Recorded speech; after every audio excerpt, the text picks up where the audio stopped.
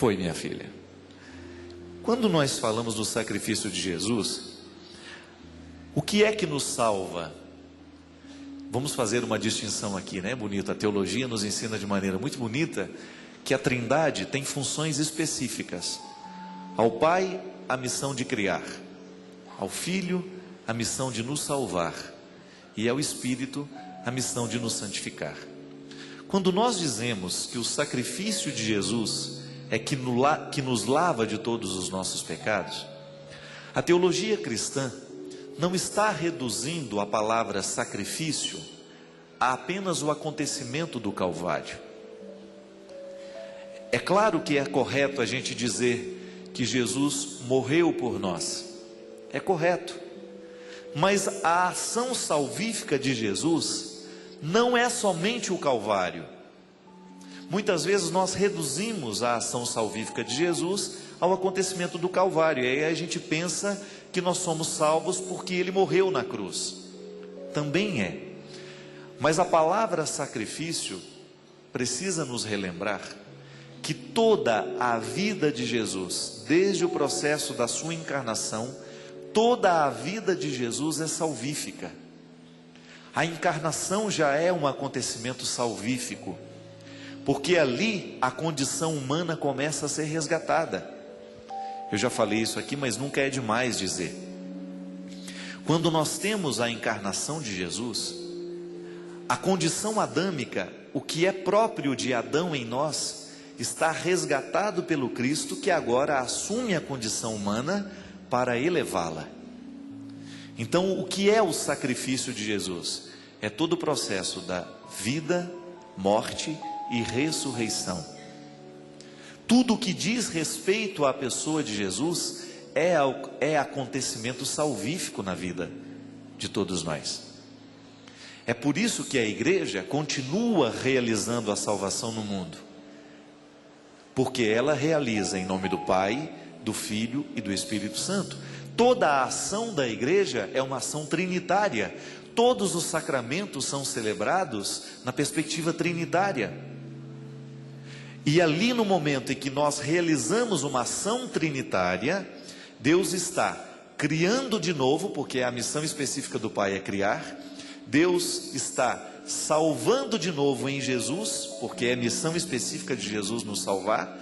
E está santificando a vida, porque é missão específica do Espírito. Então essa ação trinitária, ela é sempre salvífica.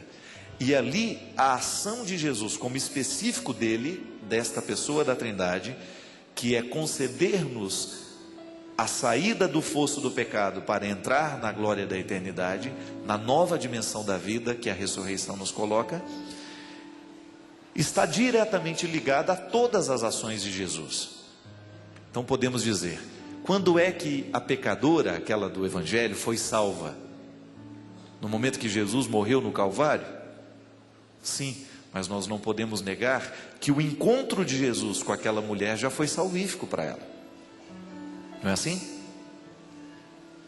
Como é que nós poderíamos entender? Tá certo, padre, todos nós que nascemos depois de Jesus somos salvos por Ele. Mas e aqueles que nasceram antes?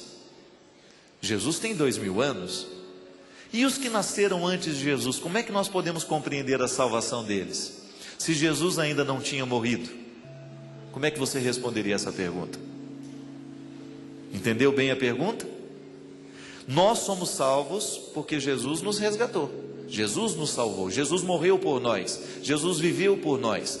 Mas aí eu pergunto, e aqueles que nasceram antes do nascimento de Cristo?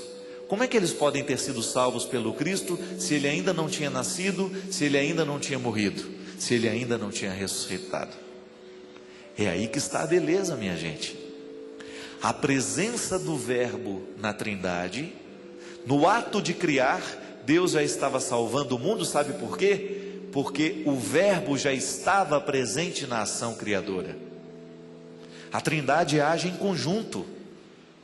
Embora elas tenham missões específicas, toda a ação de Deus é sempre trinitária. Então, mesmo antes de Jesus nascer, as pessoas já estavam vivendo o movimento da salvação. De maneira diferente de nós, claro, porque nós já vivemos o anúncio. nós já conhecemos a verdade, a nós já foi anunciado o mistério salvífico de Cristo. Mas a presença de Jesus, salvando, tirando do fosso do pecado de Adão e elevando a condição de dignidade, já estava acontecendo no momento da criação. Quando nós vivemos o sacramento, por exemplo, você vai confessar os seus pecados. Esta é uma ação salvífica que a igreja realiza, porque toda vez que nós temos um pecado perdoado, nós temos a ação da salvação em nós. E às vezes a gente tem tanta dificuldade de compreender o que é ser salvo, né? O que é ser salvo? É você sair de uma condição desfavorável e ser levado para um lugar melhor. Como é que nós podemos salvar o outro, minha gente? Com o nosso olhar, com a nossa palavra, não é assim? Quantas vezes você chegou num lugar em que você não conhecia ninguém e você ficou perdidinho ali dentro, sem graça, sem saber o que faz com os braços, com as pernas, com a cabeça, não é? A vontade é de ir embora, mas de repente, no meio de um monte de gente, alguém olha para você e lhe reconhece. Aí é aquele alívio, não é? Você foi salvo pelo outro. Isso é ser salvo. É você sair de uma situação desfavorável e ser levado para uma melhor. É por isso que o amor é um instrumento de salvação. Volta ao sacrifício de Cristo. Eu só posso amar à medida que Jesus me ama. Mas toda vez que eu amo alguém, eu exerço na vida deste alguém o poder da salvação. Deus também salva os outros através de nós. Nós somos participantes do mistério de Cristo. A igreja nos diz que ao sermos mergulhados no batismo, nós nos transformamos em outro Cristo. Eu também posso salvar o outro. Como? Através de uma atitude de bondade, através de uma atitude de carinho, através de uma atitude de misericórdia, através de uma atitude de justiça. Quando você vê que o outro está sendo injustiçado, você vai lá e promove a justiça, retira aquela pessoa da situação desfavorável e estabelece uma nova realidade para ela. Quantas vezes na vida nós somos salvos pelas forças humanas que legitimam a presença de Deus no mundo? Só assim nós podemos entender o nosso apostolado, minha gente. Todos vocês que estão aqui buscando na mística da renovação carismática um motivo para viver melhor o cristianismo. A renovação carismática não é melhor que ninguém. O cursilho não é melhor que ninguém.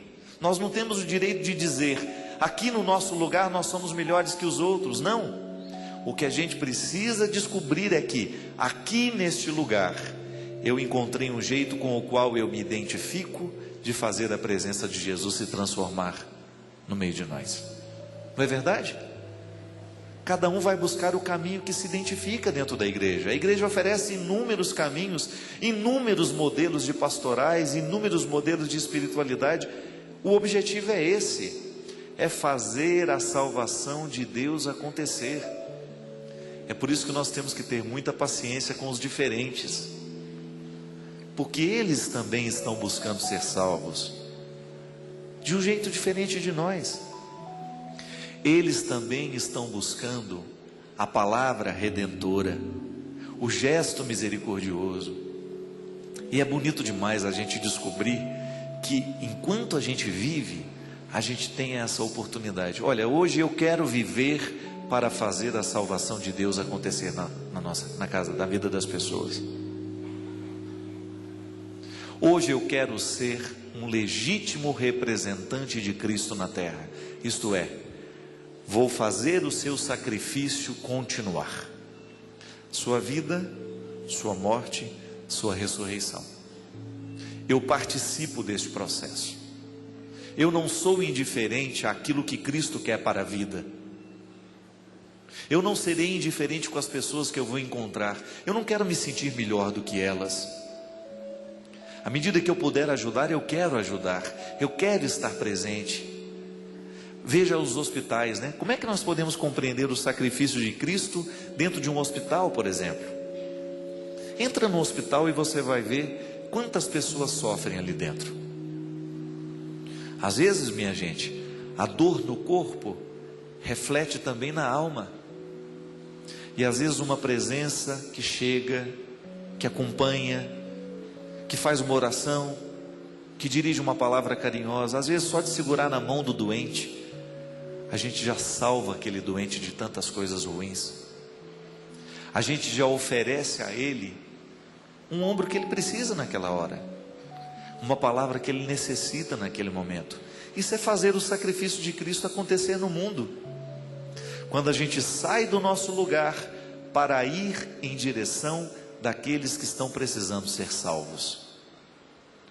Veja bem que o sacrifício é amplo e todos nós podemos tomar parte do sacrifício de Cristo, porque é vocação nossa, é vocação humana fazer Jesus acontecer no meio de nós.